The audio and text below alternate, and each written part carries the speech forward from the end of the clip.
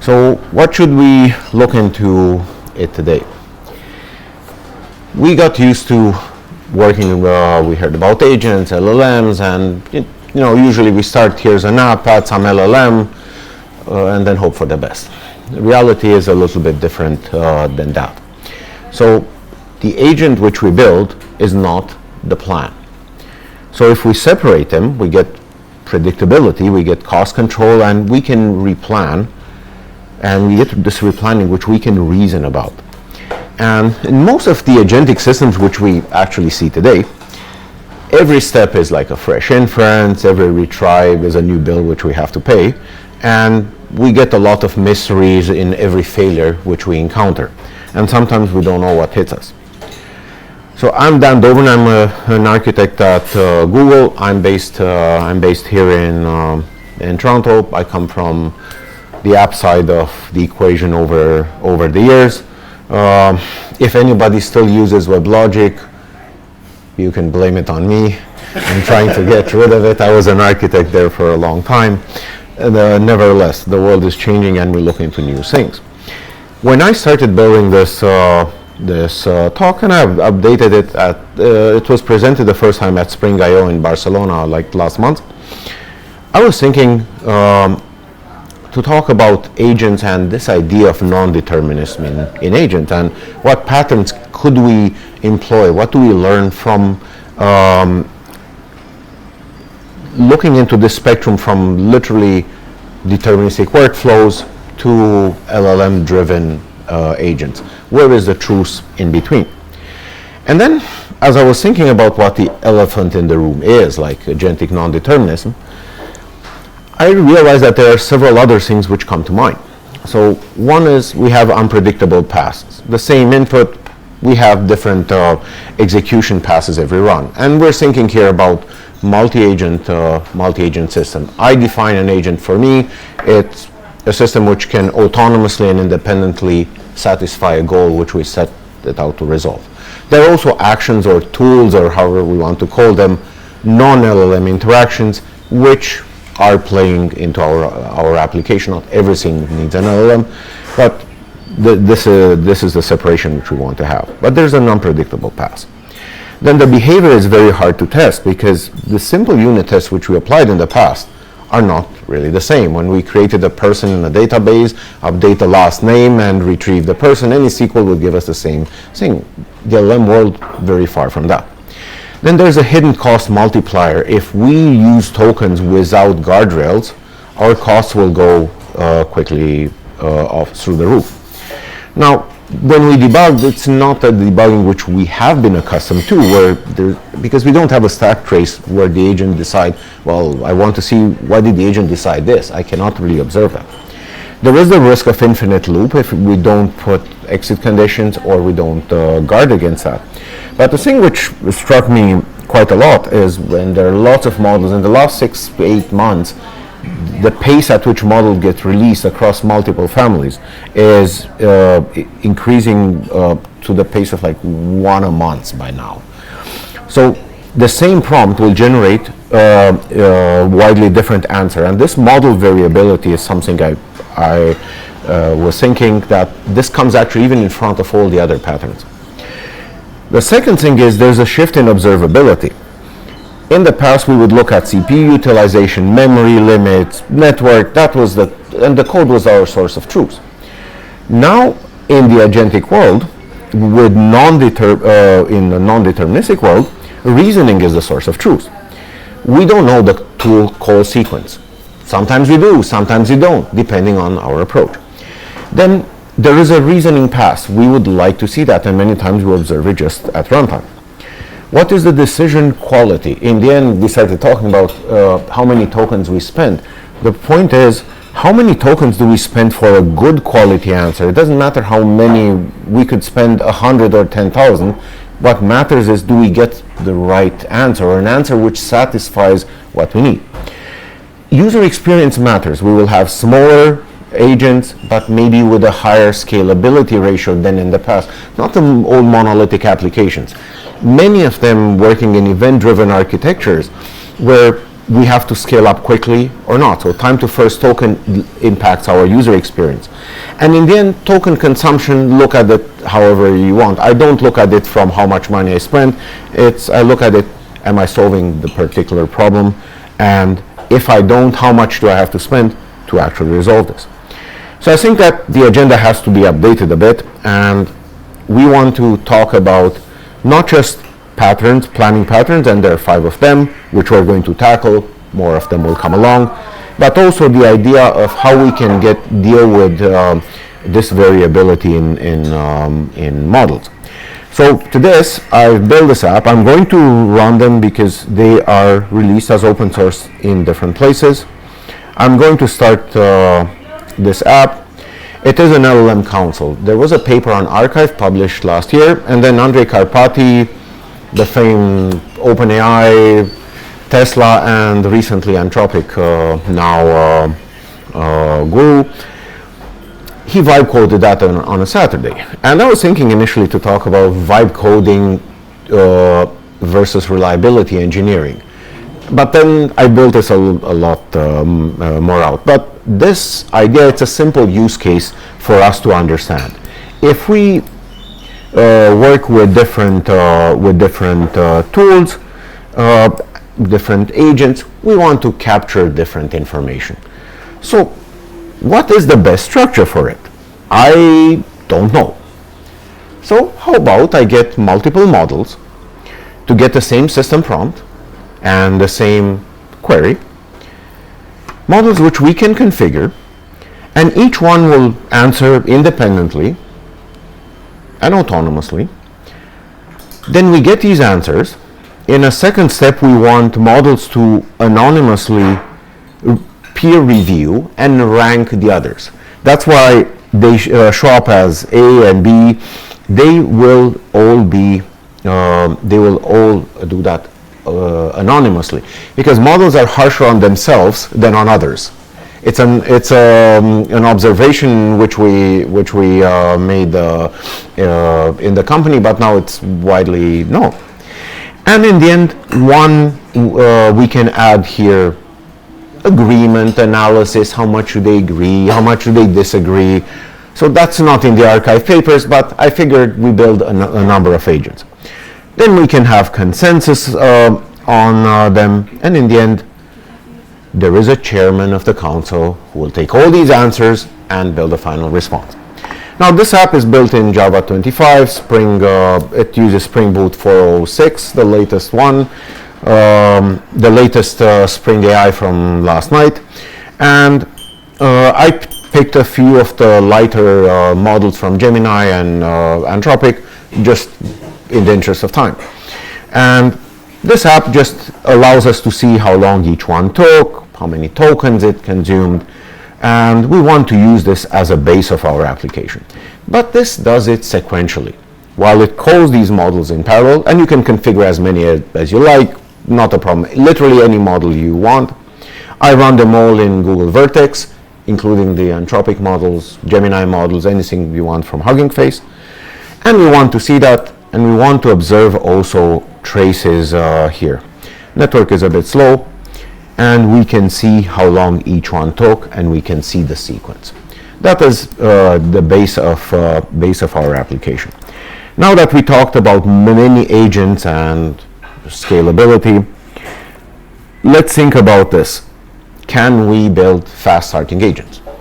So I've built this as a GraalVM image, and it starts in 200 milliseconds, and that connects to models at the start. It's whatever we would like. Now these are all deployed in Cloud Run in serverless, but I'm going to show it to you locally because it's much easier for us to look at logs. So let's start looking into this. So this idea of the council pattern came from the concept that no single model is always right. A council of models is always more reliable than any one genius. So the problem is that single LLMs will hallucinate with confidence and will tell you this is the thing. if we don't give it built-in checks and balances. Then we take this council of multiple specialized agents. Architecturally, we can add more to it. I added 5 plus 8 actions or tools, however you want to call them.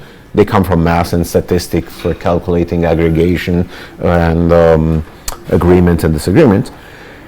And what do we gain with this? We gain the outcome is that we have higher accuracy, we can explain reasoning, and we can, by provisioning each one with its own connectivity, we don't have to use something like Open Router as a single point of failure. We can run a model in Google Vertex, but you can run it in OpenAI or wherever you like. So why would we do that? The problem is that no single model wins across tasks, but we also want to avoid a guessing if we don't use structured evaluation. Now, we can use structured output by all the models. Almost all of them, all the major ones definitely support it out of the box, which makes our life easier. We can map responses to domain objects, works great. But we also want to have a structured way of evaluating things. We want to separate generation of a response from the evaluation and have this optionality between what a generator is and a reviewer. So conceptually, it's this idea: diverse members, anonymous peer review, they rank and critique each other, and then there's a consensus analysis. Architecturally, it's built with Boot. The UI is built with Vaadin. It's the latest Vaadin. I use Vaadin Hila, not Flow, because it is Java, but it has a React. It has React components, which generally customers or conferences where I talk to, they're more familiar. I'm going to move this to Vaadin Flow later, but this resonates better. You have a provider agnostic registry. You just wire in beans. All you have to do is, here's the model ID, here's where you find it. If you use an API key, provide the API key. If you use credentials, it authenticates with application credentials.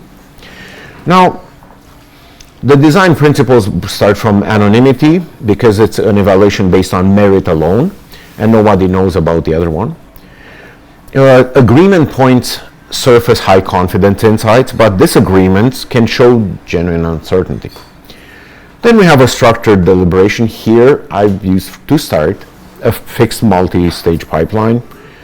And then of course we have interchangeable members. Now the app, because we talk from vibe coding to a real app, the app has all the things built as it should. Secrets are in Secret Manager. Please don't treat API keys ever any different than your database password. I think we talked about it during the Agentic RAG talk like last year. And it has retries, uses OKHTTP. So it is built like an application which we can deploy. But can we make it better? Before we do that, we have to see where does such use case apply? One is model evaluation and testing. For the same model, we want to see the answers, and we want to see also timing, how long they take, how many tokens they use. That's one thing. The other thing is getting creative brainstorming at scale. If we do exploration type of operations, we might get wildly different things. Literary analysis as well, financial analysis, different people analyze these financial results or can interpret different nuances in a different way. Fact verification and cross-check, and we can have also multi-factor decisions. Why did I use this pattern is just because it allows us to, for all of us to understand it quickly. It's also useful in various ways, and LangChain4j released last night an update with, they call it the voting pattern, obviously inspired by this. Now, we see advantages, but there are also, of course, trade-offs. The cost is higher because we run multiple models.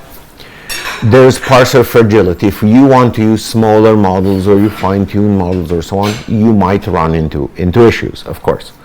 The session state is kept right now in the app. I did not offload it into, for example, like a memory store, or Redis, or anything like it, or a database, because for the purpose of what we're doing, it is fine. However, all you have to do is keep the session state, just offload. Now, the chairman is a single point of decision. Which one is the right chairman?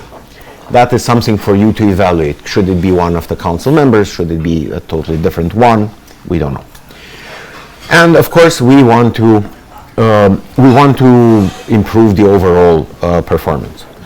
So starting with this, useful as it might be, let's think about deterministic planning.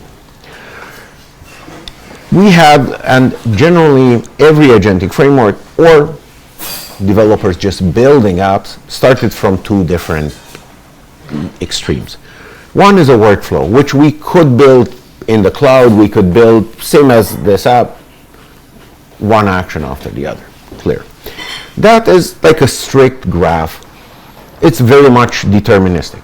Is it usable? Yes, in very much a number of cases. For example, you upload a picture from your phone, a system will validate that it's not inappropriate, might enhance it. You might have an older phone, enhances the image, maybe extracts the text, gives you some metadata back, puts it in a cloud storage, or gives a response. That workflow doesn't change. Those are the simple things, useful, but you can do that. You can improve on it, on how you implement it, and we're going to do that here. But the other extreme is a supervisor LLM. We have an LLM which we delegate, we give it a number of sub-agents, and it will decide what the next step is. If we let this run without any kind of oversight, like when we looked like last year in a session on on agentic RAG, literally one agent would decompose it and call a number of sub-agents. Sometimes I would ask 3 things in one composite goal. 3, 5, I've seen 9 or 10 different calls of a function. That is obviously not efficient. It would give me, it's a tourist thing, yeah, nothing is really important, but that's not really the enterprise which we generally work in. What is in between? The truth is always in the middle. There are always going to be some decisions, some closer to stricter compliance, some more on flexibility. So we're going to take them one by one. So if we look into deterministic versus non-deterministic approaches, one has 0 planning calls. The workflow is known up front. You literally wire it in a config, or we hard code it, that's it. It's predictable, it's reproducible, preset compositions, that's clear. On the non-deterministic side, well, after each step, an LLM will have to make a call and say, well, here's my world state, I've done this, I have these tools available, what should I do next? But we have the advantage of natural language control. I don't have to click some of the predefined ones. I built 3 predefined ones, which would be, this is just review and rank, and have a synthesis. This would do agreement and disagreement. Others is, just give me the response and rank them. That's all I need. Well, I want to interact in natural language. But the goal is also to have adaptive workflows. We have many use cases where we want to add agents on the fly or replan in the middle of things, which we cannot do unless we adopt the right pattern. So I think that for the time being, if we were to take like a middle ground, the goal-oriented action planner, which is the last one we'll explore, is probably the one which gives us the best, let's say, the best set of compromises, if I can say so. However, you should always look into any of these patterns as to your use case. You might use, I work with customers who have literally several of them because they use different hammers for different nails. Now, let's take the workflow pattern. And for that, I'll start this app.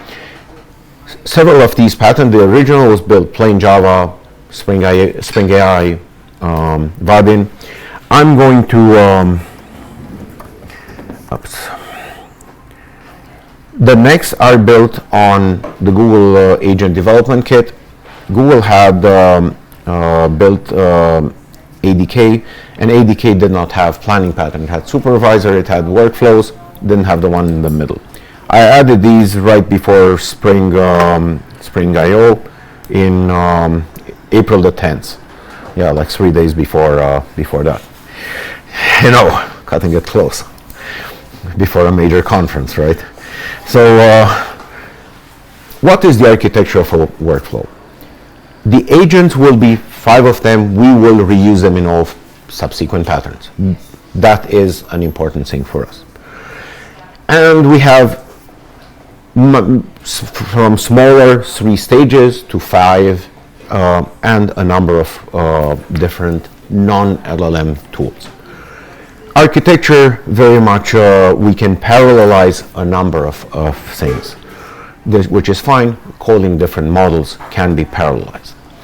Now, advantages are, of course, zero planning overhead and lower cost, potentially, if we know exactly what we want. If all we want is a decision, we don't care about agreement and disagreement.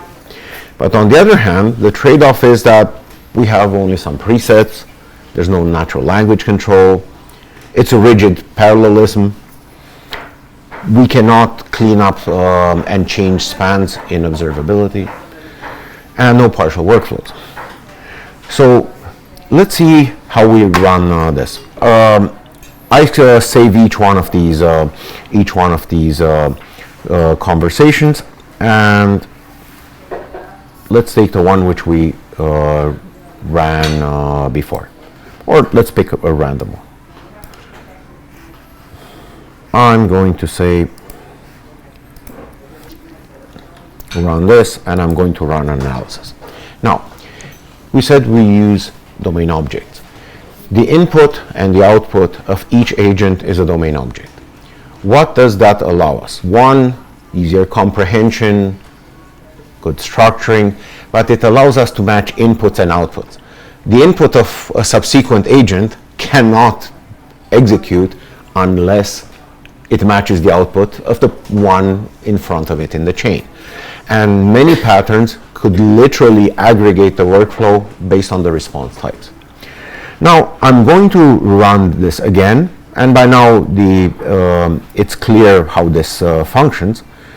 You can see there, anonymized model A is Flash, this is Flashlight.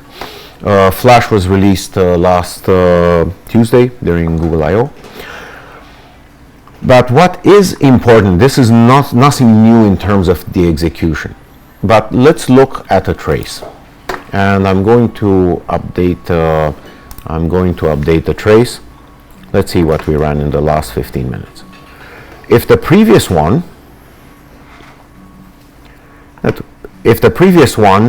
took a minute and 4 seconds, this one took 37 seconds.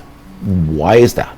And it uses Agent Development Kit. Is because the output of the individual response is the input for the ranking, but it's the input for the agreement analysis and also for the disagreement.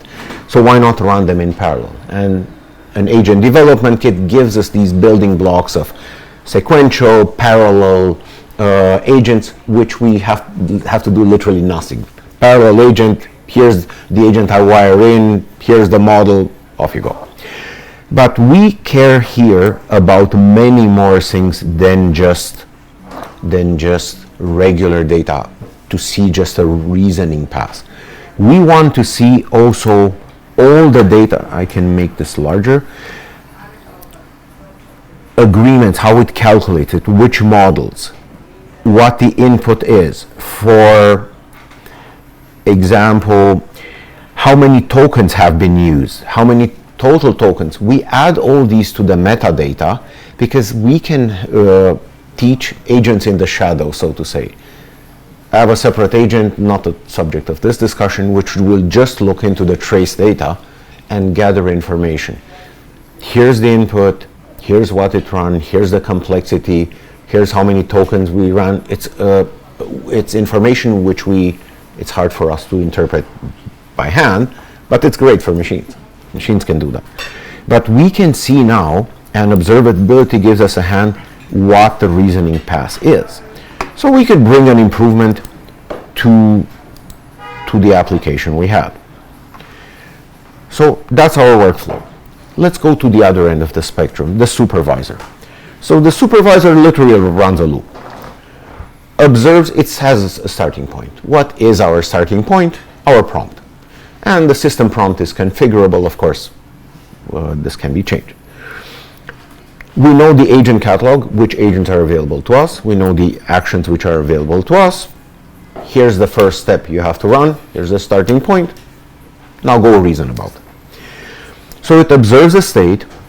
It decides with an LLM call what the next step should be. And if it's done, it will emit a done. We need an endpoint. We need to do that. It executes the agents, collects structured output, updates the state, and then rinse and repeat. Goes over and over again. So there are a few things which are invariant in design. Stateless planning. Each step reads the world state. It collects the answers from 3, 5 models. I always like to put on odd numbers just so that if I run different algorithms for agreement, disagreement, they never deadlock. Now, it could emerge with parallelism. It could not, but we don't know that. We need to put some safety validations to know that there's a bound determination. Otherwise, it might still keep on going. I'm still going to explore this. So what safety nets should we put in place? We give it the agents. We know what the input and output is. We know what we're trying to achieve. So we need some workflow rules. What could be the input of another one? What could be the output to be fed as the input to the next one? Then we want to have some chain rules. We want to enforce, for example, that after each agreement, we want to run the aggregate agreement rankings. For each disagreement, the aggregate one. And the last thing is we need to have a workflow filter. We cannot allow, in our scenario, new agents to dynamically pop up, because that's not the pattern which we're following. We need to know how to impose these rules. Otherwise, it could be totally going left and right. And with these rules in place, we can ensure that all the workflow required agents ran, all the stages have aggregates, which we want after each one, and in the end, no out-of-scope agents have been scheduled. Now, we do have the advantage of a natural language control, and there's dynamic parallelism. We put a safety net, but it might cost us additional. It will, because the supervisor, usually we would want a more powerful model to decide that. If we just have to do simple classifications, we might get away with a lighter one. It's non-deterministic. Of course, the parsing fragility remains. We have to set an iteration cap because we have to constrain it. We don't know, should we allow 10, 20? I just put 10 in this app. And we have to put a number of keywords for us to satisfy the LLM Council. Generally, you don't, but that's how we would implement it. Now, let's... Just on that topic, maybe you can help my imagination, because I'm thinking about, I know we're at sort of the extreme on the right-hand side of the spectrum.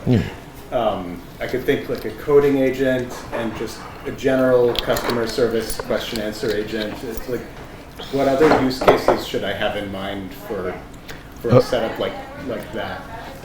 What other agents? For example, you might want to decide in a financial services app, let's say you want to say, I want to add to my spouse a line of credit. Okay. And there are some things which are predefined. For example, I have to do a credit check maybe of the spouse. I might have to do a compliance check. Am I allowed to do this? Am I under that limit? But I might also at the same time have some agent which says, well, how about you check if somebody asks for this? Maybe they have also a mortgage and we want to add the spouse to the mortgage.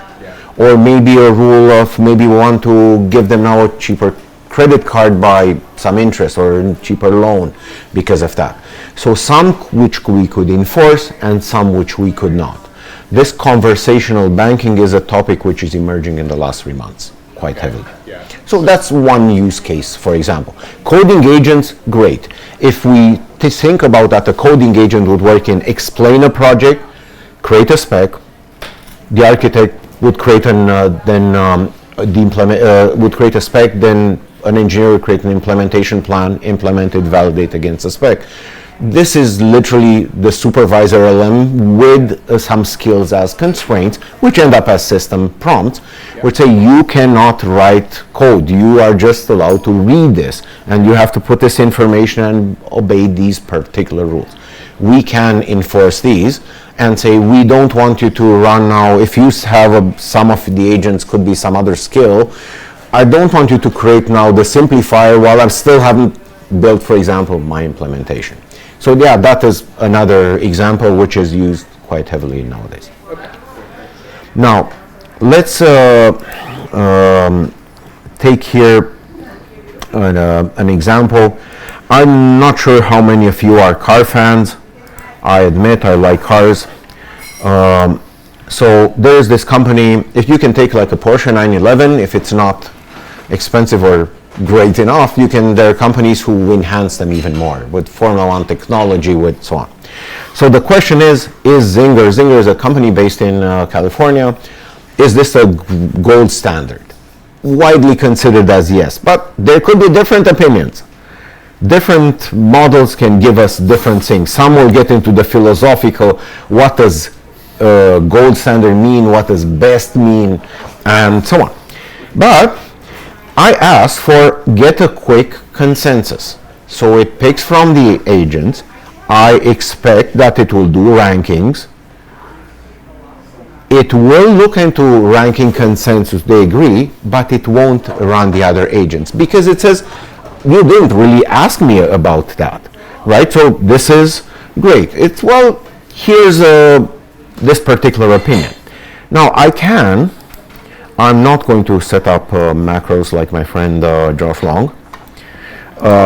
He's the master of talks. What if I'm going to ask now the question, deliberate on that? When I'm saying deliberate, I'm inviting now, the model will decide, well, from all these agents, each one has their definition. Maybe this user is expecting now a more comprehensive analysis. And I'm going to want to see this particular information. So I'm expecting this to run. Now you see agreement analysis, disagreement, why each one is there. I invite you to try them all out and have the fun with it. And it tells you that the supervisor is orchestrating. It ran by now 8 stages. And from its perspective, it has 5 agents, which it's going to invoke, but it has also all the other non-agents. Calculates agreement, disagreement by statistical methods. I looked them up on Wikipedia and I wrote half a page of code. But it treats them all the same. So it did 12 steps and it called the LLMs 11 times. So from the perspective, did we interact with it nicely? Yes. Do we get this to run? Yes. I added here also an additional calculation. What does consensus mean, or a factual agreement? And we're going to look into that. Because not everything which is in agent, not everything which is LLM driven, a true agent, can have variability. What matters is also the actions which glue them together or help make decisions or influence the next one. So now that we have the supervisor, let's I'll shut this down. Come on. Let's look now at the next one. So hierarchical task network is closer to a workflow. It's the idea I have a goal which I'm going to decompose into multiple tasks then each composite task into primitive tasks until I end up with primitive tasks. So this is recursive, and the subtasks may themselves be compounded. It will, in the end, build a clear workflow, but it will build it up front with the help of an LLM. And we would have to provide to it a number of, let's say, smaller compound tasks. If we say, here's the quick deliberation, you need these 3 agents, you need 4, you need these 5, or you need different things. So it's quasi-deterministic, but it helps us a lot if we have a set of broader classification. For a customer service agent, if you call like a telco, do you have internet? Why are you calling us about internet? I don't know, on demand, TV, mobility, whether it's, I don't know, one of our telcos here. And then it will continue. It is very handy and it saves us some costs, but that classification could fail. You can use it through a small model, a small flashlight, that's splendid for this classification. So while it has adaptive pipelines and you can extend it, and you have compile time safety, you build up front, you know the agents which you have, you know if one is input to the next, you know very well. And you don't have orchestration calls as you go along. But you have no backtracking. Once you decide, that's the decision. Whether it was the right one, you cannot go back, right? It's like the initial workflow. More or less, I'm building my workflow in the first step. Please. What is the benefit of using greedy algorithm? The benefit of? Using greedy algorithm. Well, this is not really greedy. We'll get into utility, which is a lot more optimistic and greedy. This would give us the opportunity to impose a classification and simplify the workflow rather than building a large one. Here I'm using 5 agents, but imagine in a real world enterprise, there could be easily from the 20, 30 and up, because it's a complex system. Imagine every cross-cutting concern we had in microservices, whether it's security, whether it's business banking, that 7-year data retention, all these things could be now agents, which you invoke asynchronously. I don't want them all necessarily in a workflow, right? So that's why it's close to a workflow, but it's not really quite a workflow. I can separate a number of things or impose different flows. That is this particular pattern. We'll get into utility, which is on the exploratory side, the optimistic side. You could say that this classifies it and it's more restrictive. So we have here a fixed message setcher and the dependency on classification. Now, if we want to run this, let's start this up. I did not build native images for each one all the time. Once you see it once running, you can see that that is not a problem. And I love it whenever I talk to Sean or anybody on the Graal team, we're all friends. It's like, this is by now table stakes. We should not, if we build Java apps, we should not be restricted at this time by the way by scalability, by startup time. So if we look at HTN, let's think, what are we going to run here? So we could have, I defined 6 categories. So one of them would be list all the Tom Cruise movies. This does not care about agreement, does not care about disagreement. All it cares, it classifies it as factual. It wants the responses. It wants the ranking, and just give me the response. Because that's all I'm asking. I'd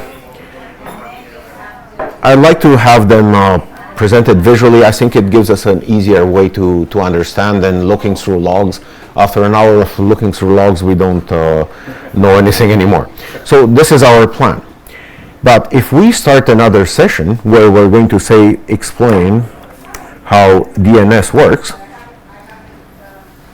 what kind of category would that be? Well, this is informational one. And it picks the same thing. But if we get into the previous question, is Zinger the best one for tuning Porsches? Well, it will go into all the agents and it will be using a lot more. So this is where HN could help us. And depending on the constraints which we set, which we can compose, all of our actions and agents are configurable, we can build them up front. So if this keeps us quasi bounded by a workflow, let's think about utility. Utility came from the gaming world. Gaming world has influenced a lot of the agentic patterns. This came from the, I'm not as much into the gaming world anymore, don't have the time for that, but it would help us with rapid decision making. And many times we have use cases where we need a goal which is not really clear, where we set up a goal. If we said, find me the absolute best laptop for programming, well, it could be a Linux machine, could be a Mac. But if I'm asking, find me the best laptop for GenAI programming, or what's the best programming language for GenAI? Well, this is exploratory. I'm not really expecting one. I might be, or recommend me some languages. It might come with 3. Probably one is Python. So it observes, it filters the actions from a world state, and it checks, have there been preconditions met? Are there effects which are not yet available? Effect programming is coming very much into discussion nowadays, and I would really recommend James Ward's effect-oriented programming book. And then it would orient itself to score each action. Let's say for an LLM-based action, maybe I give it a score of 10. For a simple aggregation, maybe a score of 1. And I want to see how many actions am I going to unblock. I'm not really sure, but I know what I have available. So there could be different ways of organizing this. Based on latency, I'm going to give it scores which might give me maybe faster responses, but also others which are information gain, where I might take longer actions, maybe agents, which maybe cost me more in terms of scores and in terms of time, but might be doing that. Or I can take balanced algorithms. So I have to decide on these scores. Then the algorithm decides on which actions to take, and we set thresholds. Everything has to be done via testing. Every single pattern has to be assessed by each one of you for the use case which you apply. You might do 3 of them in working in the same line of business. And we can have guarantees that it moves forward, because if none of them meets any threshold, we can say, okay, pick the top score and continue. We can execute actions in parallel or not, mark them as in progress, so we're literally exploring. We track a number of state variables, and we want to see what is the next one which I should take. So we query the world state, filter the actions, what's eligible and what I have not run, score and select them, execute in parallel where I can, update the world state, and continue. Where am I going to end? I'm not sure.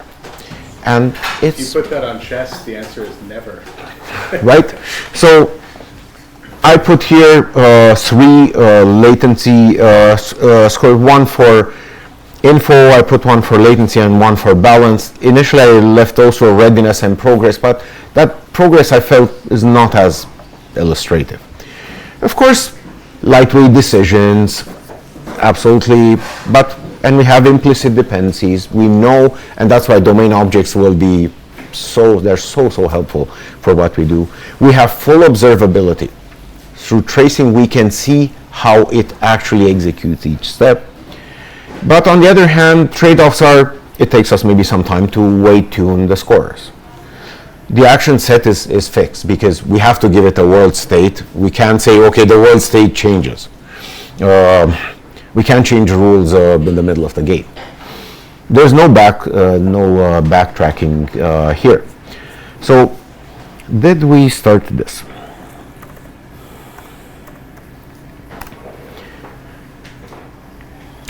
So if we start this, and we're going to look at the traces, what do we want to, all right, we'll ask about our friend Tom Cruise. List all of Tom Cruise's movies. And here, what do I care here? Not the latency. If I just want some quick recommendation, I might use latency optimized. But if I want to get more information, I might use a different maybe information gain. So let's run this. This will run now, and I hope you see it. It starts coloring them as they go along, and it tells us which one's pending, which one's complete. So it ran a query, it got the responses, it labeled, it anonymized the models, and all it did is gave me a synthesis, and it reaches nirvana here, and with 100% confidence. It's an exploration. The request asks for a factual list, which can be objectively verified through public records. So very simple. I want a recommendation. I want to run this from my phone. Absolutely, I can do this at any time. And I get the answer. But if I'm going to start a new session and I'm going to now ask which company does the best Porsche restorations, well, let's say I want to get a faster answer, but it will, I'm sure one of the model will ask me, will define what best means. So the best, you see, it already says involves subjective criteria, build philosophy, historical accuracy. I couldn't come up with these. Personal preference, you know, they could lead to legitimate agreement and disagreement. Same as we have religious wars on programming languages, so do people on cars or on whatever sports. So now it runs a number of iterations, and we see it ran the queries, got responses, got labels, and it shows us each iteration what it does, what the top scorer was, and how it continues. So app rankings, it can already calculate synthesis, but it goes through each step. For each one, it will calculate this. Now, as it explores, it's not very efficient in terms of time. If this were a much more complicated set of agents, it might run for a bit. But it is based on what we are asking here. So let's see if it, yes, it finished. So if this finished, let's look at our traces. Quick question. So Yes, please. Trace and metadata, does it come from the OpenTelemetry Java agent, or you have Some I added specifically. There are things which I can derive automatically from the metadata object in which each model comes back, and Spring AI, for example, or other LangChain4j surface. So time to first token, how many tokens are used, syncing tokens is issued back by the model. If you run a REST request, you could see that. But some I added. I want for the spans to know which model executed it, because I have multiple agents and I need to understand how did this actually work. But you still use OpenTelemetry too? Absolutely, yes, I use this. So you see, it ran the initial actions, then it decided to do a ranking, then it started doing some aggregations, then it has a number of iterations. We see the iteration. It decides to calculate disagreements. It decides to do agreements later. There's no necessarily an order. So now we can see this one by one, and for each one we can see every single operation. Why do I add also specific metadata? I want to trace here the non-LLM actions. Aggregation, whether they take milliseconds or so on, or microseconds, it's not important, but I want to understand the sequence, which if I run this like several times, you're going to see them run in a different order, right?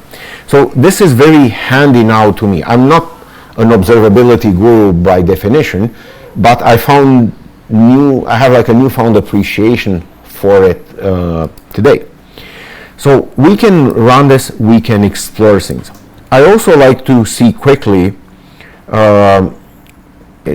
network is a bit slow. You see how long this took a minute, 1.1 minutes with fast models, because it went, I'm going to do this, I'm going to do this, I'm going to decide what I'm going to do next step.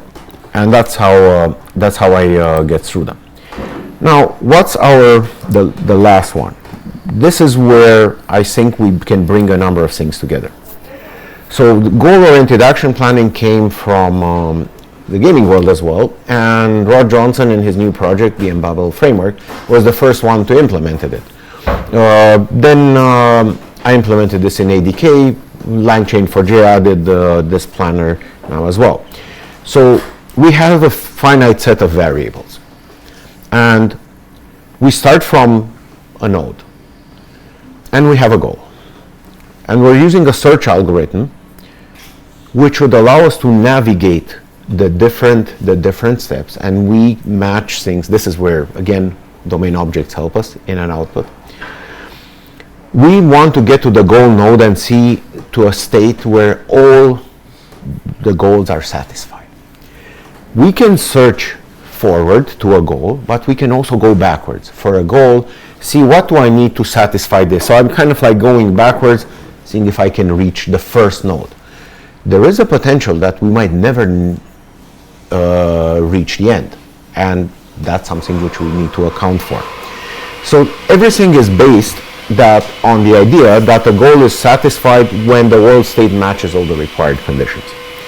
And we have actions with preconditions, and they can have effects. Now the edges are actions, and in each node we can assess the state. We want to expand the cheapest pass first, and the cheapest pass first is how much did we expand up to now, plus the one which could be the cheapest one as the next one. How do you weight the paths? You give each one you give each one a particular weight. Okay. And that's something which you would have to assess. Generally speaking, a pattern might be implemented in one app or in one set of agents for similar type of problems. Okay. A travel agent maybe helps you find flights, cars, or stays, right? And once it does that classification, it will follow similar things. I have a goal, I want a hotel for, let's say, the July long weekend in, I don't know, Niagara-on-the-Lake for 3 nights, matching these particular conditions. It might never end, never get to an end, but it always knows, and for the same plan, for the same goal, it gives us the same plan, which is now very important, because we can have now a deterministic way of having the original plan. I'm saying the original plan. The next step would be, can we replan? And that is very important for us to know. So we can go step by step. A star search will find the cost optimal sequence. We can optimize the plan. Yes, please. What is like a node here? Is it like a token, or what is a node in the A node, consider it if you want to, let's say, a functioning job. So in a node, it's, let's say, one particular code construct which will get an input, calculate where it is, look at the scores, look at what it has available, look at where it is on that plan, and call the next one. Right, so that's what it does. And what goes on that edge could be an agent, or it could be an aggregation, which is pure math. So here we have 0 LLM planning costs, because we don't build that. Yes, we have to set the agent, we have to provide some configuration. It will find the optimal path. It literally, we could build it in a simplistic way. We could build it only on the inputs and outputs, literally matching them. Now, the trade-offs is, sure, you could say there's a fixed action set. The A-star algorithm can grow because you can go back and forth, it can check. It's not built on a feedback loop, so we don't learn on the fly on the original plan. But is there a way for us to change that? In each node, we have the ability to do adaptive replanning. Why? Because we're going to check the world state. We're going to check if some thresholds are met or some conditions are met. And we can decide that we are going to change the plan and run or not run some actions. So let me run this again. And we're going to try and run one which literally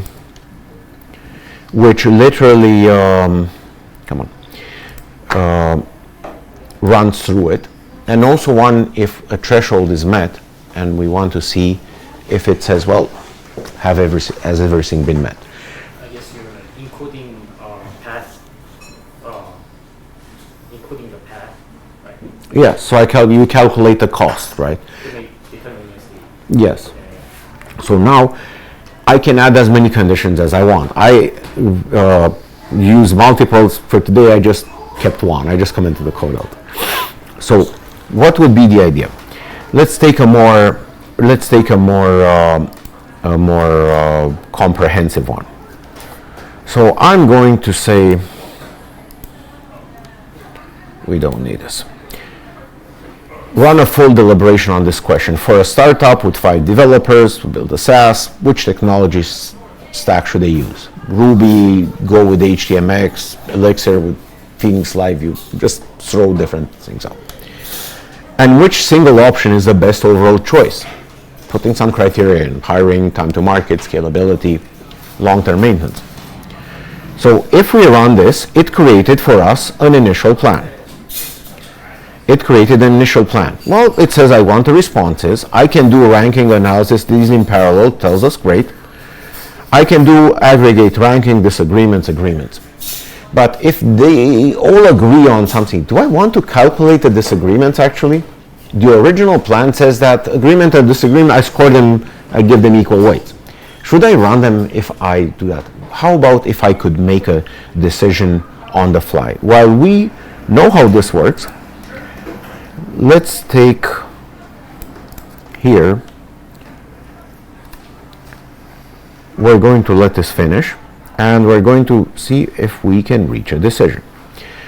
So it executed the first step, right? Initial response, great. Sequential, we know that. It told us, it did it. Executes the second step. It calculates this, agreement, disagreement, peer rank, okay, great. Now it does an adaptive check in between these steps, and it says consensus is 0.44, the threshold is 0.7, and I would want this, if it exceeds 0.7, I want to replan. For example, I want to take disagreements out. Now I ran this several times, not the first time, and it always exceeds the threshold. Today, just so that you know how models work, I decided that no, it doesn't. So we're going to see something else. Let's pick something else. We want to run now, we're all used to databases through the apps we built. Here's a full run on analysis. What are the 4 primary SQL transaction isolation levels? For each one, give me the name, specific data, and so on. So it created the same initial plan because, of course, it expects some people to agree or disagree. And we want to see if it changes its mind. If it doesn't, well, we can't see. So now it's at the second step. Runs these. We'll see them run. I see a floating point in number here.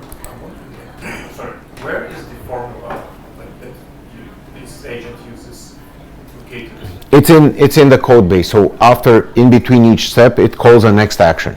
And the next action I call try adaptive replanning, and it checks a number of parameters. Yeah, but like, so these floating point number, severity, for example. Yeah. Here, where does it come from? Oh, how they get calculated. Yeah. That's my next step. I'm done with this. So look at this. It says here, well, this is 0.7, the threshold is 0.77, this is higher, so I'm going to do some replanning, higher consensus, I'm going to skip aggregate disagreements. And I'm going to do that. So it changed my original plan. What would I like to see here is if it actually does it. So I see aggregation, aggregate agreements, okay, fine. Disagreement analysis, I put just one condition, so you can make it change different things. But what I don't see is the disagreement aggregation. So from the original plan, it changed it, and this was dynamically not executed. Now you're asking where are these numbers coming from? So here's where they're coming from. And that's why it's so important for us to figure out how do we glue things together, even if it's not an LLM here. To rank consensus, I use a statistical method called Kendall-Tau. I learned about it from Wikipedia, and it takes in the number of raters, number of items ranked, and does a variance. So it catches subjective quality, convergence, split opinions. But it misses factual agreement. It just looks at if there is a consensus. So it very much depends what we need. From random contradictory to perfect agreement. But factual agreement is a bit orthogonal. It's the idea, do the responses agree on the same factual content? So it's an average between agreeing and a total number of council members. And now we have to decide how many votes do we give each one. So it catches content level agreement. Do the models say that the same things are true? But it misses the correctness of the agreed facts. So that's why choose wisely or decide what you need to build. So there are different interpretation scale. Now for disagreement, I put three factors. The stance diversity, how much do they disagree? Something mentions 10 times, no, this is bad, or this is bad. But okay, you insist a bit much. Should I give it more weight because of that or not? The balancing of the positions and how frequently they mention it. So it will catch structure and the intensity, but it treats a stylistic thing or a philosophical thing like best versus great or great or greatest, best versus greatest, as the same as a factual thing, Java 27 is out. Obviously, I don't think so, right? So always think about these things. Now, to end this, think about always that the LLM as planner is a choice. It's not a default. Many times, or most teams adopt it without noticing. Planning is a solve problems in various shapes. Pipeline, supervisor search. It is known in some. But you also need to think about places where it's not a solve. And the model is a tool that a plan calls. It's not a planner itself. Is there going to be a new evolution? I'm not going to go through this, but one thing. New agent frameworks start representing plans as nodes. Agent Development Kit already released 2.0 on Python. We're releasing 5 versions. The Java version will have it soon. It allows you to represent your plan as a graph. Where is the advantage? You can mix code and AI on equal terms because function node and LLM agents are both first-class agents. The edges can encode the planner's contract very clearly, preconditions, fan out, joins, whatever I need to do. There's no reliance on the prompt phrasing. It helps us here. You can have one engine, whether it's static or dynamic, and you can put validators at every single node, which you can enforce like we would enforce guardrails. And it's easier for tracing. this is where we're going to go. I go through each one step by step, but that's not what that's a subject for maybe a full discussion. So thank you for listening in. If you have any question, happy to answer. But always think, apply them to your use cases with your method, with your models. There's no golden rule. There are some ways of learning, not even best practices. Let's learn how to think, and our thinking evolves. I have a follow-up question. Yes.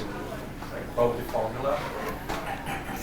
So you showed us the formula, so it's probably like a piece of code, like a method. But this data that you feed into this formula, I assume it will be coming from an LLM response, right? Yes. And how do you constrain the LLM response to give you like a number? Is it like No, the LLM will just give us a response. Then the ranking will give us, for example, different numbers. oh, so you are using a special ranking model? No, I don't use a ranking model. What I use is it's simple math. So, like for example, I use for ranking, how does each one rank the others? And then it's simply a math. If Flash ranks itself first, Flashlight second, another one third, maybe Flashlight ranks them in the same order or not. This is simply a way of aggregation, but that you can implement how you get to those numbers as you like. Getting to the consensus, it's based on the formula which we looked at. Again, that's all of these are pluggable beans, for example, in this implementation, and you can change them.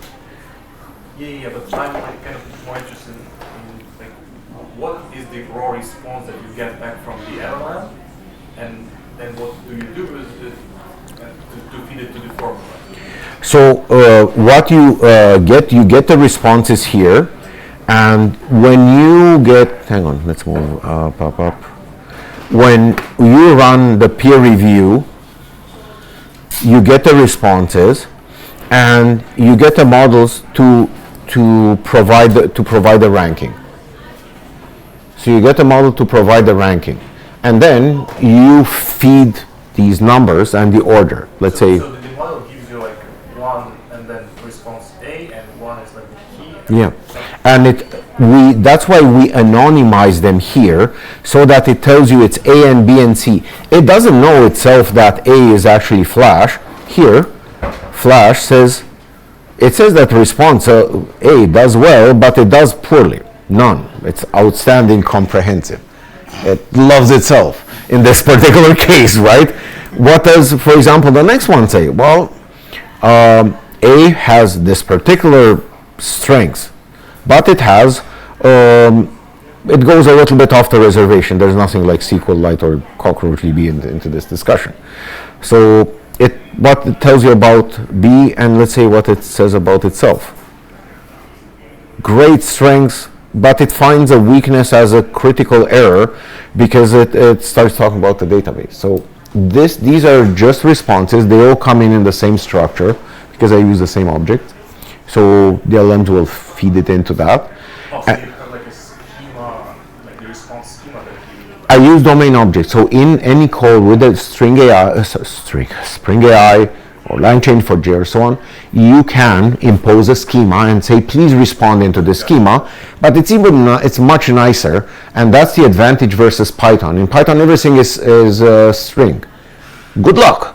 Whereas here, we can have a nice domain object which says, model is a string, the response could be whatever, long value or whatever it could be. Much easier to deal with, much easier to, we don't have compilation errors, and you can do that. Now, there are agent frameworks which don't use something like Spring AI or LangChain4j. They might go directly to an SDK. What these frameworks like Spring AI, LangChain4j bring you is this flexibility of calling any model you would like. Any model they support, you use the same chat model or embedding model or whatever you would be using, right? Thanks. Sure. I can give you the code base as is. Yeah, the question. I have a question. It's a question, back your question, list of all Tom Cruise films. Yeah. Do you really need response from all agents in this case? My question is, can we, for example, use like some lightweight model, okay, which decide, in this case, you don't need some counsel, you don't need decision. And in this case, it doesn't matter which you can use model. All these patterns are composable. And think about this, that even in a workflow, the served agent could in fact be a goal-oriented action planner with its own plan. These are all composable. And I would really suggest that people explore it that way. These are just the building blocks. Now, would you use one or the other? These are offered, like the LLM Council is offered as a service by Microsoft in Microsoft 365, or by Perplexity as how do you call them, like premium services. This is open source, you know. In the end, we can build this. So the idea is, should we apply a council for everything? No. Should you apply it in production? Absolutely not. That's why I said because it has a cost. But should it help you initially find what models you like? I worked with a customer who does not need that. They do classifications. What do they need? The smallest, fastest model with the lightest performance, with the fastest performance. And they use flashlight. Works literally 100% of the time for what they need. And they're in the do this or switch to that or give me that or connect to that. It's very clear things. This is good for learning or exploring different things, getting different opinions. You can try different things out. Now, I would see this, I use this in building applications quite heavily in the following scenario. Think about it because you asked about coding agents. When you build a plan, or you build a spec, and from a spec you build an implementation plan, is this the right plan? Is this the right spec? You don't know. You can take another session or run a sub-agent in its own context and say, please validate. And it will find a lot of issues. But what if I want to try different models out? Or I want to validate the implementation. Does this code match what I've set out? Or when I'm done, or can I now simplify the solution? So in that case, I can use multiple models. It's the same idea of a pattern where I validate one with something else. That's why here I get multiple opinions. I sometimes take a spec or a plan which I built, and I just put it as a user message, and I change the system message. You have now to strictly validate this with this particular skill. I put that as a system prompt, and it will go and do that. Do I do this all the time? No. But whenever there's a new model, I want to try things out.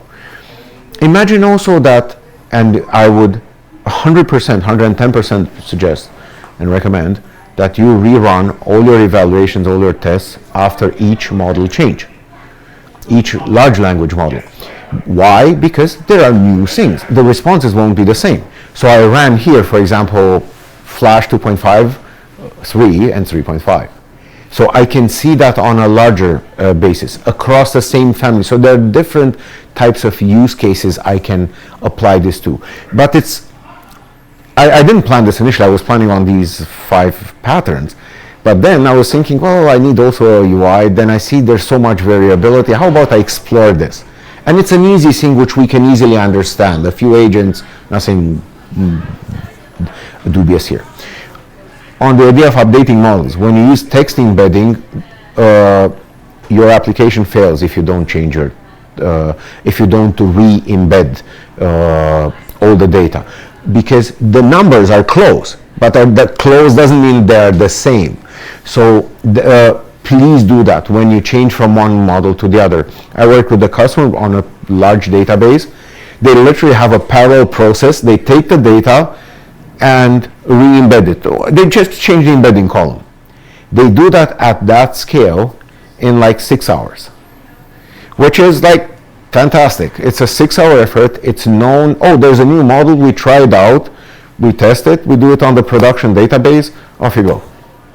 There's no, and you can do it while the production database runs. Right? So always think that we're going away from the place where we had this very deterministic interaction with data. Right now, we don't know. Like, if I create, as I said, the person and I get the person, it's the same. But if I'm asking the same, you saw this query, which should always reach a certain consensus. And it has been in several conferences, several conference talks, several internal discussions. It never failed. It failed today. It didn't fail. It just didn't reach that consensus. So how would we mitigate this? Also in the councils, let's think about this. If I put 5 models, is it okay if one fails or 2 fail? If it fails in the individual responses, should I eliminate the other ones down the pipe? I would say yes. But I should say, don't operate with less than 3 because it's irrelevant, right? Or don't leave it just with 1. Or if I cannot classify something with HTN, should I say by default run everything? I would say that's a safe option. But there is a cost in here. I should flag that at least as a warning and analyze, is my classification actually failing all the time? Because classification is a fairly known problem. Then different models. You saw this here, all these little summaries. When this is done, oops, I'll make this a bit smaller, because what's important is this. You see each of these labels. I use flashlight to say, hey, create a summary of this, create a title for this conversation in not more than 5 words. It's simple, it's fast, it creates it, off it goes. This is stored now locally, or I can just flip a switch and store it in cloud storage, where I would use that in the cloud. So I use a small model here for just classification. I can use different models for different patterns. Do I need for HTN maybe more than a flashlight? Maybe not. Or a haiku, or a DeepSeek model, or whatever you might use. So everything is up for grabs, up for discussion. We just need to learn how to play with things. Composability is going to be very interesting. The way we interact here, we expect a response, right? But imagine if we were to build this for an insurance company. An insurance company, there's a claim, knock on wood, fender bender at a stop sign. If it's, I don't know, below, let's say $1,000, the first level agent can decide, yeah, I'm going to pay for it. But if it's maybe more, it's 5,000 damage, that person will send it to the next agent, who will deal with it asynchronously. Maybe tomorrow, maybe an hour later. If it's a third one, or that's a total loss of the car, maybe the director has to approve it. I don't know how that works. But we will have agents in multiple levels. We will, in that case, accuracy is the most important thing. Latency, maybe not as much. But if we have a travel agent, if I say, well, plan my vacation for the long weekend, or plan me a 3-day getaway, I can wait a minute. But if I want to make a quick decision or so on, then I need something where things matter. So I might choose or balance things out for, you see in utility, what am I going to look for? I was thinking, I'm not into the open claw business or so on, but I was thinking of finding a Mac Mini, a cheap Mac Mini to run some agents. And then I said, well, I trained this, and I said, search these sites and find me one which is the cheapest and also available. So it went and explored, it came back a few minutes later, and it found me one in BC. I forgot to say where. I said in Canada. So it's true, it's there, right? So, but it came back a few minutes later. But if I want to decide maybe on a movie, maybe it's more interactive. It's Friday night, at the end of the week, maybe I want to watch a movie or so on. Always apply it to your use case. I cannot stress this hard enough. With coding agent tools, I use this to add factual disagreement, and I go through the entire set of steps. You want to say something? No. Okay. Yeah, sure. So